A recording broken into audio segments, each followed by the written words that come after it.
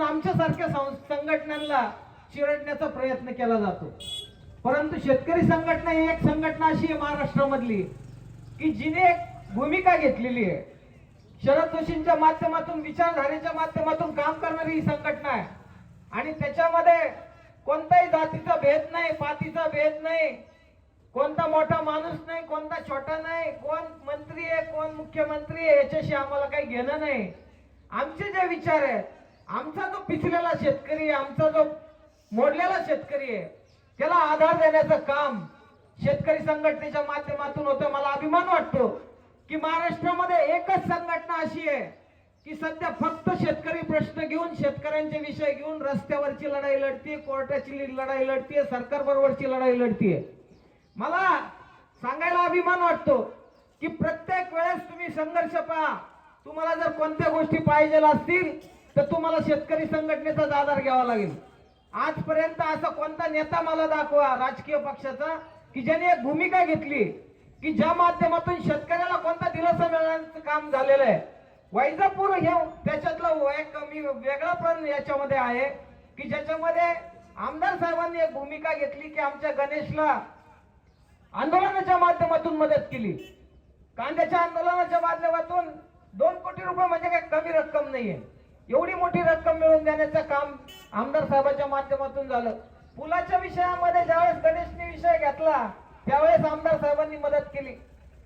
आमची भूमिका एवढीच आहे, आम्हाला निवडणुकीमध्ये फार काही रस नाही. मी सरळ सांगतो, आमचा हे धंदा नाही. आम्हाला हे काही या प्रवाहात जायची इच्छा नव्हती. पण आमच्या एक लक्षात आलं की जर आपण इथं जाऊन प्रयत्न केला, यांना अडवण्याची जर भूमिका केली तरच तुमचे माझे प्रश्न सुटणार आहे, तुमचं माझं महत्व कळणार आहे. जर त्याच वेळेस तुमच्या माझ्या प्रश्नाकडे वेळ द्यायला यांना टाइम सापडणार आहे नसता. आता राजकीय व्यवस्था इतकी बेकार झालेली आहे की त्यांना काही घेणंच राहिलेलं नाही. फक्त सेटलमेंट, फक्त ऍडजस्टमेंट. रात्रीतून विचारधारा बदलणारे आमची आता दुसरी पिढी चाललेली आहे. शेतकरी संघटनेचे बिल्ले लावून आम्ही फिरतो.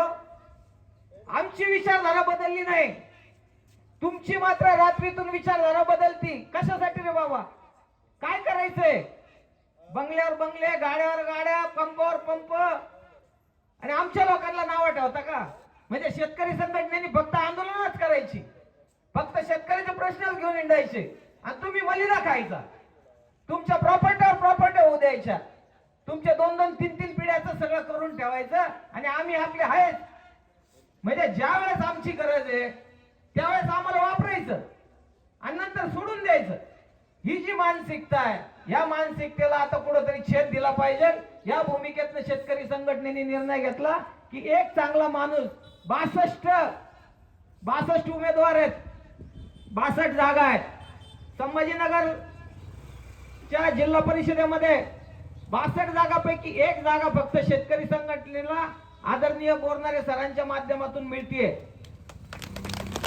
मला खात्री आहे, मी जो प्रवास पाहतोय सर्कल मधला, तर मला खात्री आहे की 100% गणेशचं सीट लागणार म्हणजे लागणार. लोकांमध्ये परिवर्तन होत आहे. शेतकऱ्यांना कळून चुकलंय की बाबा आपला माणूस काय. मग आमचं म्हणणं असं आहे, आम्हाला एक संधी द्या, तुम्हाला आम्ही दाखवतो जिल्हा परिषद म्हणजे काय. जिल्हा परिषदेमध्ये आता इतकी वर्ष झाली, आपण भगूर गावात माझं बऱ्याच वेळा येणं जाणं होतं. काय अवस्था आहे गावाची? कोणत्या योजना आल्या, कोणती माहिती मिळाली, कोणती आरोग्याची सोय झाली, कोणते रस्ते चांगले झाले. आमदार साहेब नसते तर मला वाटतं इकडे आपल्याला आजही गुडघ्याभर खड्ड्यातनं गाडी काढावी लागली असती. मग अशी परिस्थिती असेल तर जिल्हा परिषद जे मिनी मंत्रालय म्हटलं जातं, वेगवेगळ्या योजना या माध्यमातून आणल्या जातात. कोणती योजना आणली आहे का? आरोग्याची चांगली सोय आहे का? इथं एवढं मोठं गाव आहे, या गावामध्ये जर आरोग्याची सोय नसेल तर मला असं वाटतं की या जिल्हा परिषदेचा खरा उपयोग कुणी घेतला, याचा फायदा कोण घेतोय? 20-20 वर्ष एखादा माणूस सत्तेमध्ये राहतोय आणि त्याला जर हे कळत नसेल की जिल्हा परिषदेची शाळा आहे बाबा, त्या शाळेला पत्रे असतात, त्याला बसायची सोय असती, ती जर व्यवस्थित मिळत नसेल तर पोरं शिक्षण कसे घेणार आहे? आरोग्याची सोय नसेल तर बायका बिचारे आमच्या एवढा मरमर करतात, रानात राबतात. त्यांना जर आजारपण आलं तर त्यांना गावात तालुक्याला न्यावं लागतं, नाही तर जिल्ह्याला न्यावं लागतं. ही जर अवस्था असेल तर कशासाठी पाहिजे ही व्यवस्था? कशासाठी आपल्याला असं सरकार पाहिजे की ज्याच्या माध्यमातून फक्त आणि फक्त पिळवणूक होणार आहे? मित्रांनो, याच्यासाठीचा हा संघर्ष आहे. एक योजना अशा आहेत की मला वाटत नाही आमदार साहेबांचं जर सहकार्य असेल तर कोणतीही जिल्हा परिषदेमधली योजना असू द्या, पंचायत समितीमधली योजना असू द्या, थेट त्या गावापर्यंत पोहोचती आणि पूर्ण क्षमतेने त्याचं काम होतं. परंतु जर समजा तुम्हाला आमदार साहेबाचा पाठिंबा नसेल आणि तुम्ही फक्त निवडणुका फक्त स्वतःच्या स्वार्थासाठी करणार असाल तर स्वाभाविक आहे, निवडणुका येतात, निवडणुका जातात. निवडणुकामध्ये वाईट बोलणं अतिशय मी म्हणतो घातक आहे. आमदार माणूस आहे, लोकांनी निवडून दिलेला आहे.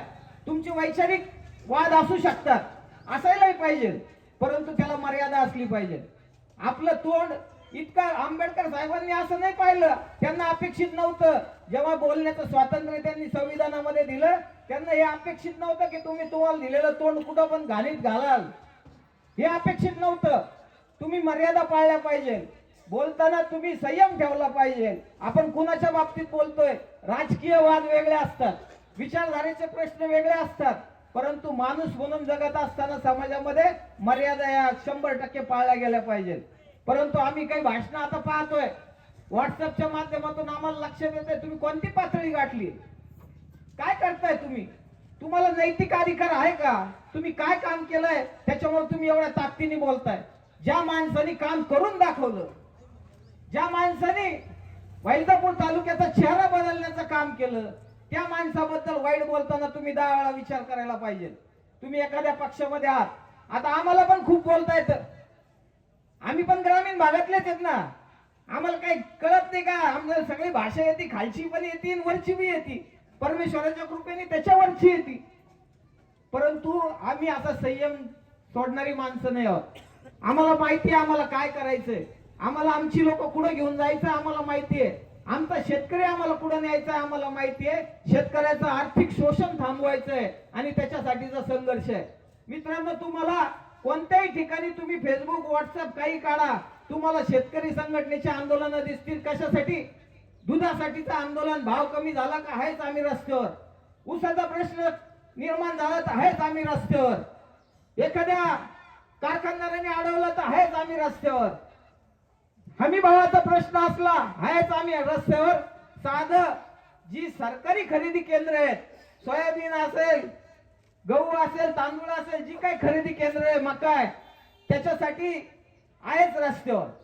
मग आता हा संघर्ष आहे, मग मत कुणाला द्यायला पाहिजे, मत कुणाला द्यायला पाहिजे सांगा तुम्ही. आता सगळे आपण असे सुशिक्षित झालोय, या लोकांनी आपल्याला लय शिकवलंय, आता यांच्या या घाणेरड्या वागणुकीने आपल्याला आता चांगलं कळायला लागलेलं आहे.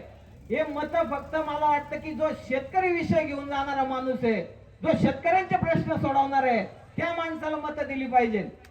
आज परिस्थिती काय, आपण ज्यावेळेस हा विचार करतो, जिल्हा परिषद असेल, पंचायत समिती असेल, कुणाचे प्रश्न आहेत, सगळ्यात जास्त 90% पेक्षा लोक जास्त शेतकरी समाजाचे, शेतकरीशी रिलेटेड असलेले प्रश्न आहेत. ही दुकानदार मंडळी आहे, उद्या जर मार्केटमध्ये पैसा फिरला, भाव चांगला मिळाला, त्याला त्याच्या हक्काचं दाम मिळालं, तर ही जी दुकानदार मंडळी आहे यांचे सुद्धा घर चांगले चालतील. परंतु तुम्ही तसंच व्यवस्थित ठेवली नाही, सगळं एकाच ठिकाणी नदी चाललेली आहे, दुसरीकडे काय त्याला फाटा फोडायला तयार नाही. आम्ही म्हणतो शेतकऱ्यांचा 7/12 कोरा झाला पाहिजे. अहो, जे आम्ही बोलून मारतोय, महाराष्ट्रामध्ये सगळ्यात पहिलं आंदोलन शेतकरी संघटनेच्या माध्यमातून श्रीरामपूर मधून आम्ही सुरू केलं होतं 19 फेब्रुवारीला, आणि त्याच्यामध्ये 7/12 कोरा करण्याची आमची भूमिका होती. त्याच्यासाठीचं आंदोलन पुण्यापर्यंत आम्ही घेऊन गेलो. जे महाराष्ट्रासाठीचं आंदोलन होतं, तुमच्या आमदार साहेबांनी हे काम करून दाखवलं. जे 16 गावं रामकृष्ण बाबाच्या योजनेच्या माध्यमातून 7/12वर आपले बोजे चढले होते, आम्हाला दुःख माहितीये.